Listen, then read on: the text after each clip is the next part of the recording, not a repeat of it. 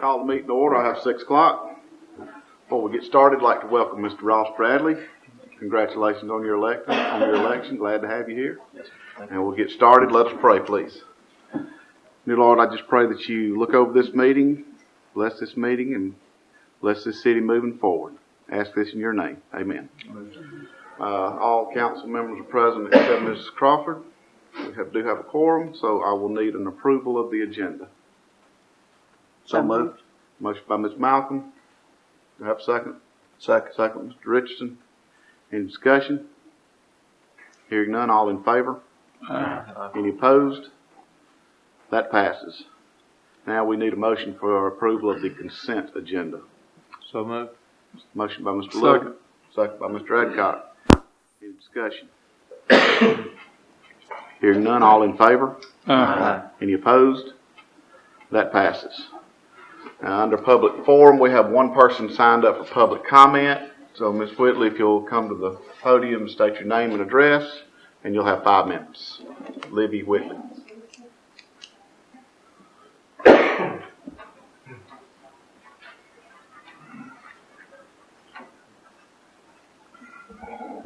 Hey, everybody. Hello. I'm Libby Whitley, and I just have a few comments I'd like to make. Thank you for the opportunity to speak tonight. I truly do not believe this request for annexation and rezoning is something Monroe or Walton County would benefit from. This is not a knee-jerk reaction, but comes from what I live with on a daily basis. I would like to share my personal experiences with living next door to a development similar to the one being proposed here tonight. Since the very beginning of the development directly next to my farm on Gratis Road, there has been nothing but trouble. The land this development was built on was also annexed into the city to allow for a higher number of houses per acre. This took land from the county's 1 home per acre zoning to the much higher density allowed by the city's zoning. The problems began with the planning and construction phase. The land was scraped clear and runoff down the hill onto my property and into a creek began. This was just the beginning. Then surveyors trespassed onto my property and began driving metal pins into the pasture where my horses grazed and roamed. Metal pins that if a horse were to step onto one would have lamed or permanently damaged my horse's hooves. This was just the beginning of the trespassing problems.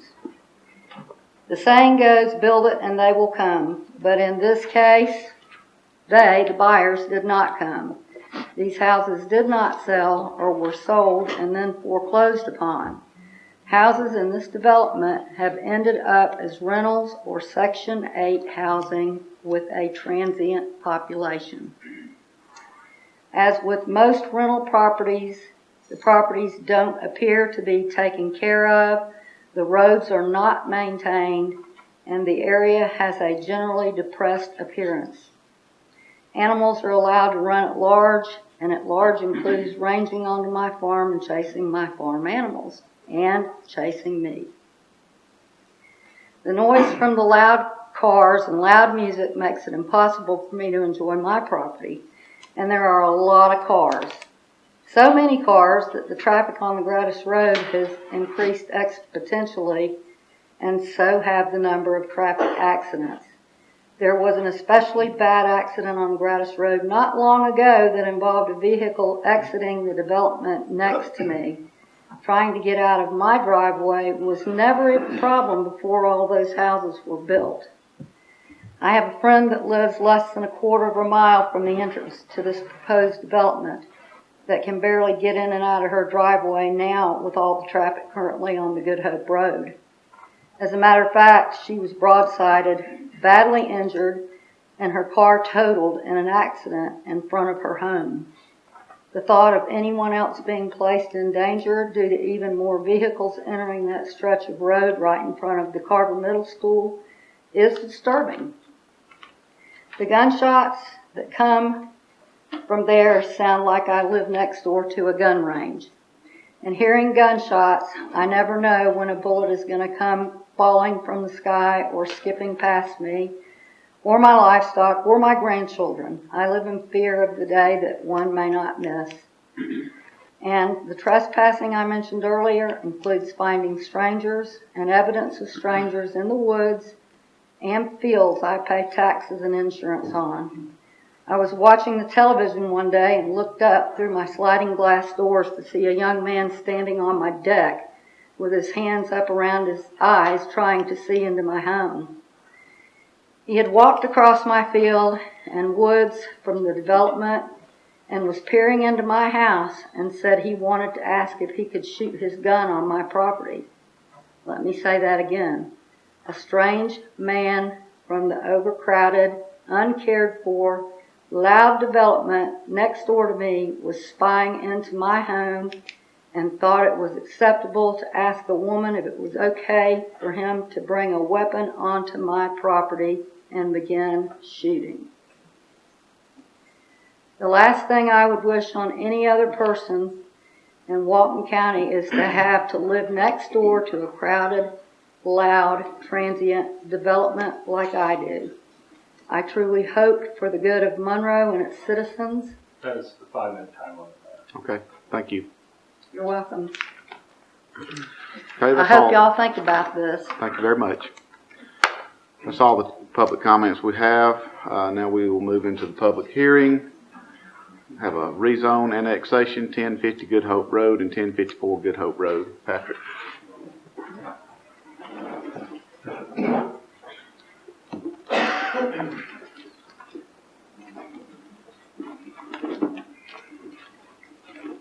Thank you, Mr. Mayor, Council. I wasn't really prepared to speak on this since it was a tabled item, but since I'm up here, I'll just go over the petition again. It's petition 17-00323, Stone Creek Development LLC is the applicant. And as we all have been discussing for a couple of months now, they're proposing a rezone and annexation into the city of 51 acres. The annexation will be only 46.57 of those. The remainder is already in the city, and they're looking to annex that in. The recommendation of the Code Department and the Planning and Zoning Commission was for approval with conditions as listed in your packet there, which is maximum of 3 units per acre, front facade to have brick, stone, or stucco accents, the remainder of the homes to have same materials or wood or fiber cement siding, and that all state waters be delineated, which they've already identified those. And then just to add any other conditions that you all might like to add in considering this could be added at this time. And I believe the applicant is here and has a presentation for you as well. Okay. We'll ask the applicant to come up now. I'll give you 10 minutes. 2 minutes after I get the technology to work. Okay. All right. Well, good evening. It's lovely to see all of you again. We've got a new face here. Congratulations. I have a very short presentation because you've heard a good bit about this development. But just to recap for Mr. Bradley, who was not here before, as Mr. Patrick said, we are looking and asking to annex and then rezone to R1A, approximately 50 acres. It's along Good Hope Road, almost directly across the street from Carver Middle School, if you're familiar with that area. Here's a site plan that we started with. We started with looking at 138 homes, density of 2.7 lots per acre. Started with the quality homes, no vinyl siding except for vinyl soffits for maintenance purposes, sidewalks throughout the development, and along the portion of the property that fronts Good Hope Road, the property boundary there. And then we also talked about an amenity area. That was back in September. Since then, that particular plan or that zoning with conditions was approved by the staff and the Planning Commission. And then, as you said, it was tabled before this board till this meeting. A week ago, we came back to you with an amended plan at your work session. We had taken the lots down to 130. We had added in conditions for a playground and mail kiosk, and we've given you an additional depiction of the wall of the entrance sign, sorry. And here's a picture of the playground that we were proposing. And so at that meeting, we got some very good feedback from all of you, and I appreciate that. Between myself, Mr. Neil Jackson, and Joe Dixon, we have talked to property owners, we have talked to council members, folks in the community, taken in your feedback, and we have heard you. And we have tried incredibly hard to accommodate everyone's requests, but you can't make everyone happy. But we've come back with some more information tonight and a couple different options for you to consider. So one concern that, or question we had at the last meeting was about the quality of the homes. And my client talked about that he has a similar development in the Winder area. But it's kind of hard to compare that because, we're in Monroe and Winder's a little bit different. And, I don't know if everybody had a chance to go out there. So we went and we looked at the retreat at Mill Creek to try to get a comparison, a neighborhood that you all know. It's one of the newer ones in town to see how it compared up. And getting the spec sheet from those homes and the spec sheet from what Joe's going to do, they're incredibly similar with regard to, he uses the same cabinet company and the same interior door company and the same window company, the same garage doors, the same landscaping, the same granite in the kitchen. The only things that differ on the standard features is that in Mill Creek, it's standard to have more hardwood flooring and tile flooring. And in our homes, those will be upgrade features. And so if you're familiar with the retreat at Mill Creek, the lots are a little bit bigger and the price point is a little bit higher. And talking to Reliant today, they're looking at starting their prices in the 300 range. But similar sizes and similar quality to what we're proposing to build in Stone Creek. Now, the minimum square footage in the retreat at Mill Creek is 2,300. Well, on the plat that we have from them, it's 2,000 square feet. We have one house that was 2,000. And after that, everything bumped from 23. And what happened was the plans were expanded. Gotcha. So Gotcha. that is true. And any appraiser that has worked in there, gathering comps would confirm that. Okay. All right. And here's one of Joe's plans that we're proposing for Stone Creek. It's got the stone accents, hardy plate siding, the nice carriage featured garage door. And if you go out to the retreat at Mill Creek, it's similar. They're a little different. Every builder has their own preferences, different places where they put the brick and that kind of thing. But a quality product. And here's a ranch, a 1,700 to 2,000 square foot ranch that we would propose to put in Stone Creek. So, and to your point, Mrs. Malcolm, is the price point and the size of the home. You talked at the last meeting, the mayor did, about trying to get the price up to maybe the low 200s, and we can't control the market. The market is the market, but we can control the sizes of the home. And so we're proposing to increase the minimum square footage on a 1-story to 1,700 and a 2-story to 2,000 square feet. And that's the same minimum, even though it looks like Mill Creek has gone up in the sizes, but per their zoning conditions, that's where they started. So we're proposing two options or two versions of conditions based on what we've talked about with many people. We're still asking for the R1A, and these are the conditions, and I hope you can see all those. But option one would be to reduce the homes down to 120 total. And that brings the density down to 2.35 with the minimum square footages of 1,700 and 2,000, 1 and 2 stories. Again, the construction materials, they would all be constructed of siding, brick, stone accents, no vinyl except for the soffits. That we would place a declaration of protective covenants with an HOA on the property. We'd include a deceleration lane along Good Hope Road. We'd put in the playground that we showed. We'd have the lighted covered mail kiosk, sidewalks throughout the interior and then along Good Hope Road, and then the wetlands delineated on the plan. So option one, we're down 10 houses. Really, we're down 10 houses than where we were a week ago. Option two, I've highlighted the changes here to make them easier to see, but if we stayed at 125 homes, bringing the density down to 2.45, we would then add in a junior Olympic size swimming pool into the neighborhood with a very nice cabana with bathrooms and storage areas. So those are the two options we've come to after talking with everyone. With that, I'll reserve the remainder of my time for any rebuttal and questions, and I will finish by handing out the statement of constitutional objections. I got to do the lawyerly thing. And just turn on the pipes right. So.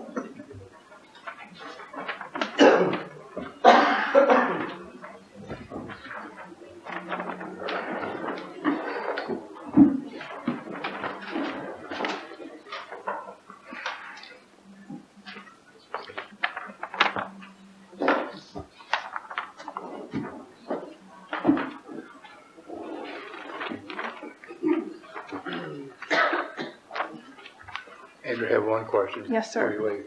On the brickstone on the front of the house, Yes, sir. is there a minimum amount of the front of the house that's that way, or is it just saying some of it a little bit? We're saying accent. So I'll go back. You see the accents here along the bottom. I guess kind of a knee wall type accents.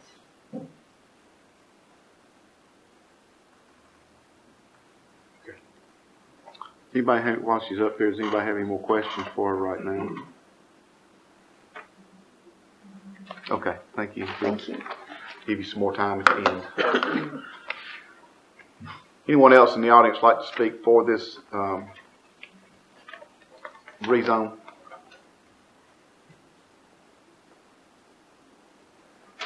Okay, if not. Do we have to be on the list ahead of time to speak? You do not have to be on the list. If you guys are from the neighborhood, if y'all want to get a spokesman to come up here, if the message is going to be pretty much the same, don't mind doing that. Or if we want to hear from all y'all, we can do that too. But yes, you will get a chance to speak, and I'm just fixing to let you speak right now, as a matter of fact. So this will be anyone speaking against the rezone. Come up and state your name, address, and you'll have 5 minutes. Won't take me that long. My name is Ronnie Harris. Thank you, Mr. Mayor, Yes, sir. Council, for the opportunity to speak. And I'm speaking for a lot of my neighbors. We are against this development. We feel that it's going to cause undue foot traffic and vehicle traffic. We're concerned about safety concerns. I don't know, I'd like to ask a question. Are y'all annexing, or maybe thinking about annexing the roadway in also, or is this just the property, the land? Just the property. Just the property, not the roadway. The roadway will remain in the All right. county. Some of our safety concerns is, because we already have at times, morning and afternoon during school, the time school's in, we have a lot of vehicle traffic. Have y'all, if you decide to allow this, who's going to be responsible for putting, say, a left turn lane eastbound on 83 and a deceleration lane westbound on 83? Because you're leaving out of the city limits and headed east, and you do crest a hill there. Well, already I stand out in my yard and I can hear the vehicles. About the time they pass the fairground, they've already taken the bridle off and slapped it on the butt, and they're running anywhere from 70 to 75, somewhere in there, and I'm not exaggerating there. And somebody going over that hill, and there sits about 2 or 3 cars waiting to turn left. If there's no left turn lane, you might as well go ahead and build a precinct or the sheriff's department or whomever might be responsible to have enough people to work the accidents there. But we feel that we're gonna have undue foot traffic in our neighborhood. The neighborhood I'm speaking for is right off Church Street on Woodacres Road, where I live. And there are houses down below me that those property owners, their property adjoins the property that's going to be that's up for development. But the main thing I want to get across is, I'm speaking for me and my neighbors, we're totally against it. Thank you. Thank you. Anyone else in the audience like to speak against this rezone?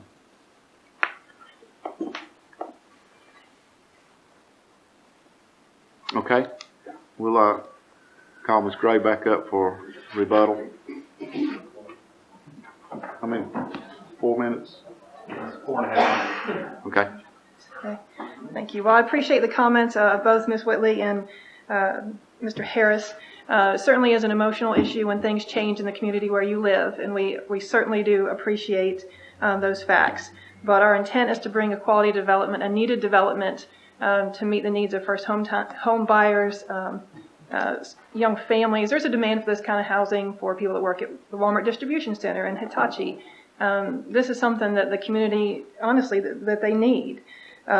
With regard to the traffic, I think in a way we're blessed because this is actually in a school zone, so the speed limit in this area is much lower than the rest of Highway 83. And to the extent that people break the law, that's for the police officers to enforce. Keep it down, please. Same thing with criminal behavior with regard to trespassing. We can't prevent people's criminal behavior, but the police officers here in the city of Monroe can do that. And a simple call to them would remedy those issues, in addition to the fact that we have sidewalks within our development to prevent any type of trespassing. So, I mean, I feel terrible for Ms. Whitley with the experience that she's had on Gratis Road, but again, that's on Gratis Road. It's not on Good Hope Road, and the developer there was not Mr. Joe Dixon, different development. I'm not even sure what conditions were not placed on that, but I hate it for her that she's had such a terrible experience. But our development will be quality. We'll have controls in place with the conditions that we've asked for. That gives the city good control of the quality product that you'll be getting. I'd be happy to answer any additional questions. Ms. Gray, I have one question. On the conditions on either option, I don't recall saying anything about double line trees on streets all the way through and sidewalks. Is that still going to be a condition, or is that? Well, the sidewalks are a condition. Right. But we the trees and the lights on the sidewalks. We had not previously discussed the trees. We had discussed the lights. Sure. Come on, Joe. We do plan on putting the tree in the front yard. One have to every tree. I have plant a brand new tree.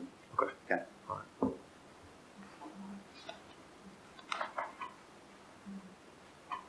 Any more questions for the council before we bring it up for a vote on the rezone? Okay, thank you.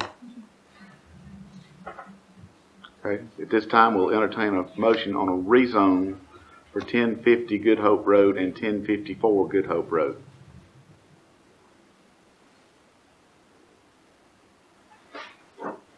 Not the annexation. You rezone first and then you annex second.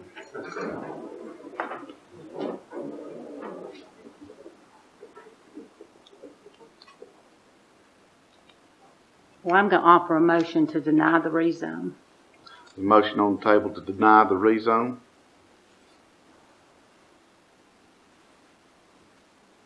Do we have a second? Second. We have a second by Mr. Adcock. Motion by Ms. Malcolm, second by Mr. Adcock to deny the rezone. Any discussion? Mayor, I got a question. We have a planning and zoning committee that we pay to make decisions, and they unanimously were in favor of this, that they're supposed to recommend to us. And we don't take their recommendation. That planning and zoning board is a group of citizens that are there to voice their opinions, but they are not the end all. They are not the end all. We are the governing body that has, and obviously has to ask a lot of questions, which we have done. And this is I think this is a wonderful project. But my opinion is it's just not the project for that piece of property. We've all said that we need more rooftops. I agree. We need to change the percentage of rental property that we have in this city. And if we don't make a stand and make a decision, we're never going to change this city. We'll continue having rental more than we have if we don't make a stand. I happen to agree with Jimmy on that. I think we need to look more so of, from the aspect that we keep saying we need rooftops to bring in different businesses, but at the same time, it don't look like we really want to bring in rooftop to bring in different business. I really agree with Jimmy that we need to really look into moving Monroe forward and not necessarily making it a standstill like it is. I think anytime we got somebody gonna come in and develop a community where they doing the leg work and all they got to do is really sell the house, that need to be something that we really push behind. I have a question. If we approve the motion from Ms. Malcolm, and we deny this annexation and then by extension the development, is there any reason to believe that this development would not continue in the county at some level, or the houses still be built, if not within the city? And if that's the case, would we have concerns that the development would not be to the same standards that we're doing here with the same type of restrictions or additions? That I think what I'm hearing is that if it's built inside the city, if we annex and it's built in the city, we have the minimum square footage of 1,700 and 2,000. We have a density of 2.35, houses per acre, and we know we have quality construction standards within the city. My concern is if we don't approve it, the built houses will still be built and be built to less quality than what we have got outlined here. No guarantee of that, but it's a concern I would have that they would still be built and be a less quality development than we're looking at today. I think that they have tried or reached out to every council member. Whether they talk to every council member or not, that's something I really don't know. But anytime somebody's putting forth the effort to reach out and see what changes they need to make or concessions they need to make in order for something to go through, then I think they've did their part, and then it's up to us to do our part. I think they went from 138 basically down to 120 with some other concession that they said different people had concerns about. I really think we need to try to be more helpful to people that's actually trying to build inside of Monroe city limit, as opposed to being a hindrance to people that's trying to build. I mean, the planning and zoning committee approved it. We asked for adjustments. We are the governing body. What else, can a person do? They made adjustments. We're still fighting it. Ms. Malcolm, didn't you do some research on what it would be if it were denied in the city and it was built in the county? What would the density most likely be? It would depend on whether the city was willing to give the development sewer on a property outside the city limits. And then it would depend on, and that would dictate the lot size.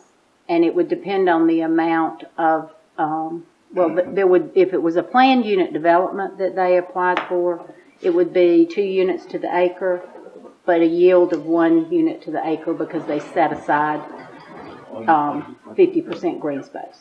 Now there is a different zoning that could yield them 3 units to the acre, but they would still have to set aside 20% green space, I believe, and that is if they could have sewer. Is that correct, Patrick? Logan, does that sound correct? Yes, ma'am. The county does not normally allow over 100 homes with only 1 entrance in and 1 entrance out.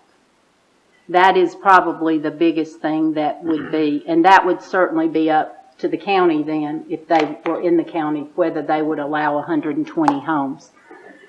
Normally, there are times when they will grant a variance on that, I was told. But then again, I've been told by developers that they denied them 5 lots over 100. So it just depends on the particular lay of the land, and that's my biggest concern is the safety and packing so many homes on the back side of this pond and having one entrance out. And that's why my motion stated that I did not feel the land was conducive to this density.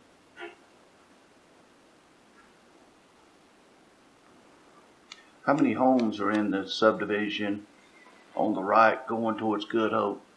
Clearwater, is that the name of it? It's got one entrance. How many homes are in that development? I don't know. Meadowalk would be the same way. Down there from Maverick Street, it only got one entrance, but it's got a lot of houses in it. So that's not really a real concern to me. I mean, well, just because you've done it before doesn't mean you need to do it again. You've had a terrible accident there that involved, you know, some massive injury. I just feel like we need rooftops. I mean, we're not going to change. Monroe's at a turning point, there's no doubt. And we need quality development, and I have no doubt in my mind that Mr. Dixon is not going to build a quality home.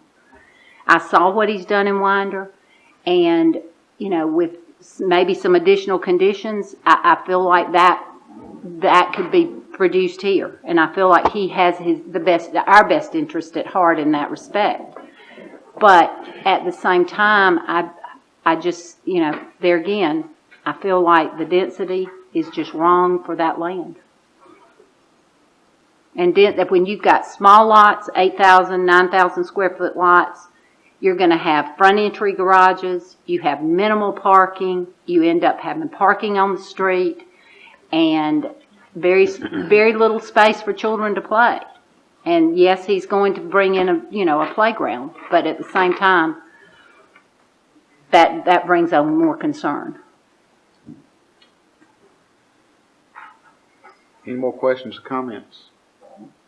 There is a motion on the floor, and there is a second. So we'll take a vote now. All in favor of the motion to deny the rezone? Aye. Aye. Probably need a show of hands. 1, 2, Wayne? 3. Okay. All against the motion to deny the rezone? 1, 2, 3, 4, 5. Okay. That motion does not pass.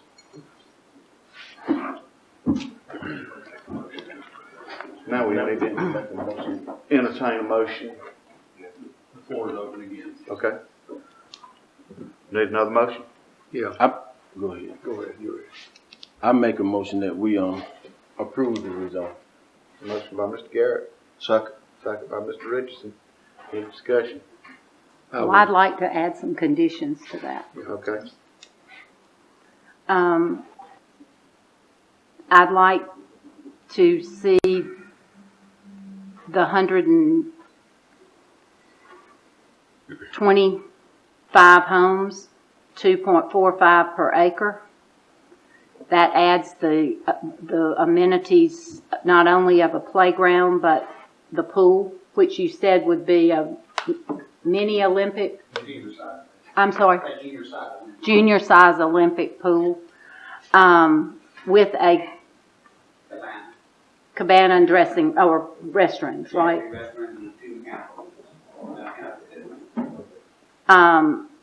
I'd like to see the lot size be no less than 9,000 square feet. Now that may not be something that can be feasible, but I'd like to ask that he work toward that. The minimum lot size to be no less than 9,000 square feet. The homes to be constructed primarily on the front with brick and or stacked stone with minor treatments in the roof and gables, chimneys and bay windows of fiber cement siding. The balance of the home shall be fiber cement siding at minimum. To provide a landscape buffer, this is very important, I think, along Highway 83 that includes plantings for screening and the brick and stone columns at the professionally landscaped entrance.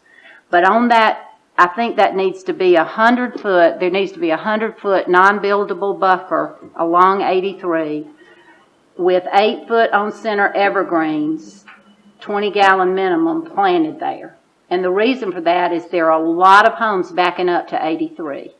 And you're going to see those backyards from 83. And it's just creates a real, could create a real eyesore. We've had this in the county before, and I know the county moved to conditioning any lots that back up to a highway or to a road with buffers. And then all the grassed area on the dwelling lots should be sodded.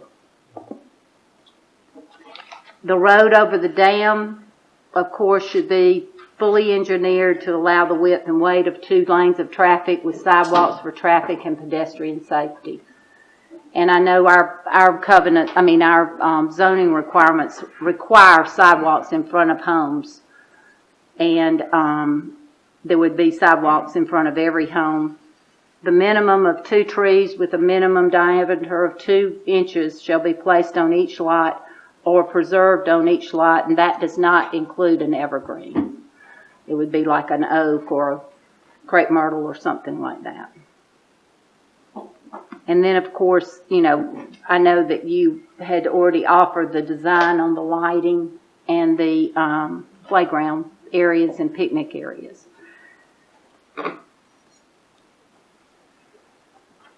Ms. Malcolm, you offering those requirements as an amendment to the motion? Yes, and to be included as a part of. And I mean, I'd love to hear your input. There may be, you may want to add some. Those are just my thoughts. I Point of don't. clarification, if we could get this on now, on the 2 trees, is that a minimum of 2 trees per lot? Yes. Or is that street trees within No. the street right away?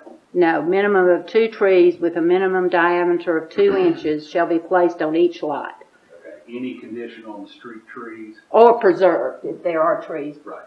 But just make sure we're clear, anything on street trees, any conditions on street trees Within the within the right of way? right of way, no, but I think Ross had an idea there. I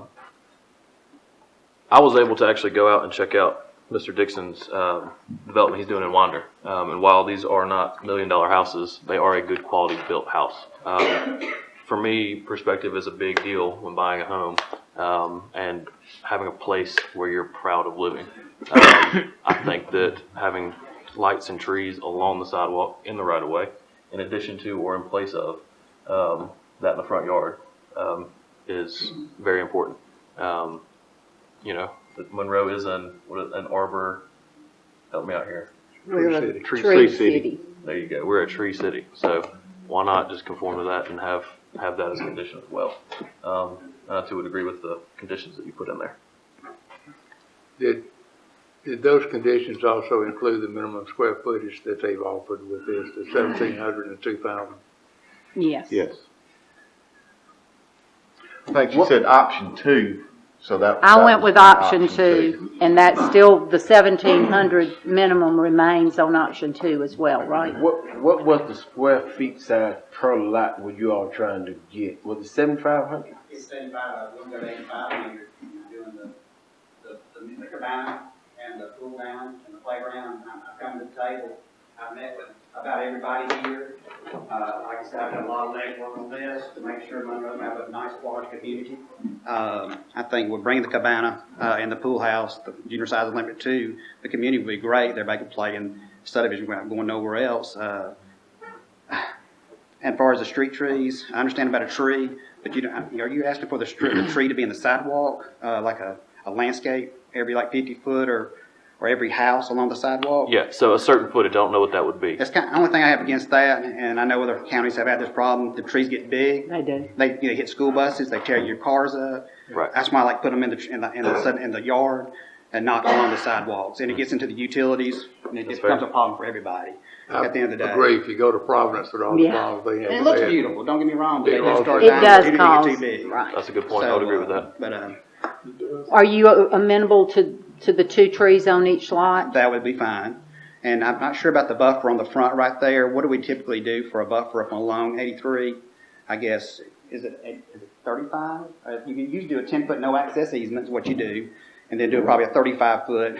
So you got a 40-foot buffer on 83, and we'll put some Leland cypresses up through there, backing up on 83, was something I would be really agreeable to, but I don't know about 100. That's a lot, and I like to go with the standard. What is the whatever standard? it would be, and we could do that in the we submit our engineering set of plans. We can also ask that. Buffer for the buffer.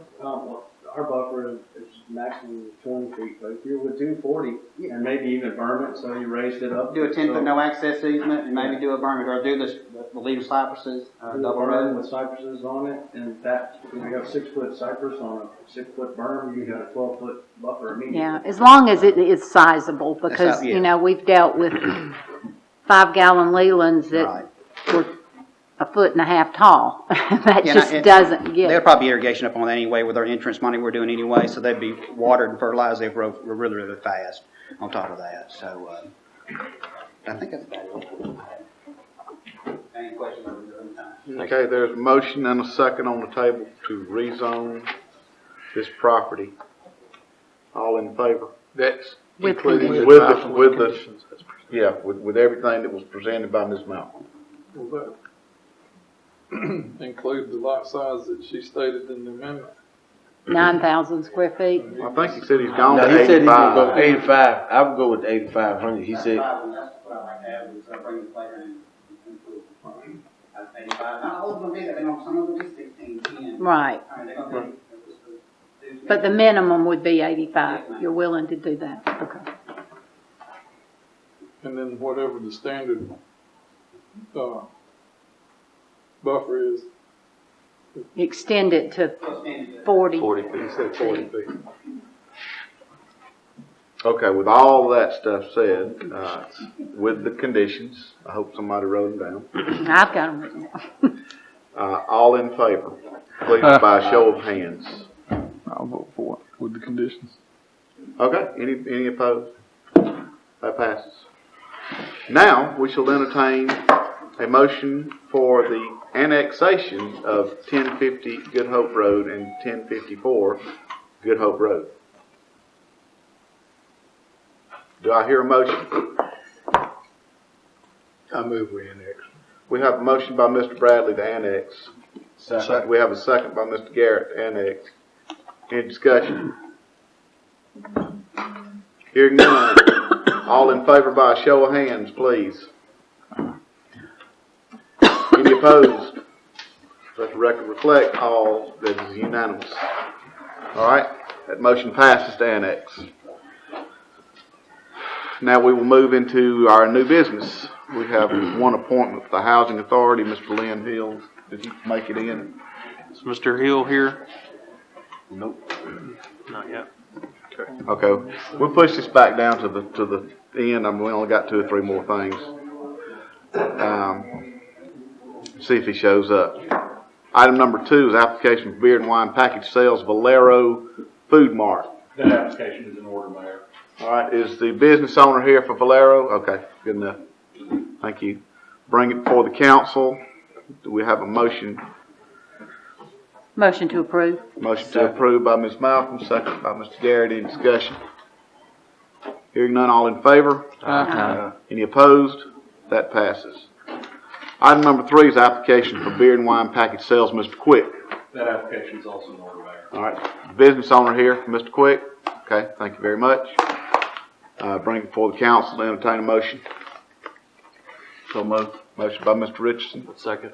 Second by Mr. Bradley. Any discussion? Hearing none, all in favor? Any opposed? That passes. Item number 4 is a resolution for the airport identifier change, Mr. Rosenthal. Thank you, Mayor. This is an airport identifier change resolution, a resolution of the City of Monroe recognizing the alteration of the existing Monroe-Walton County Airport identifier based on services available.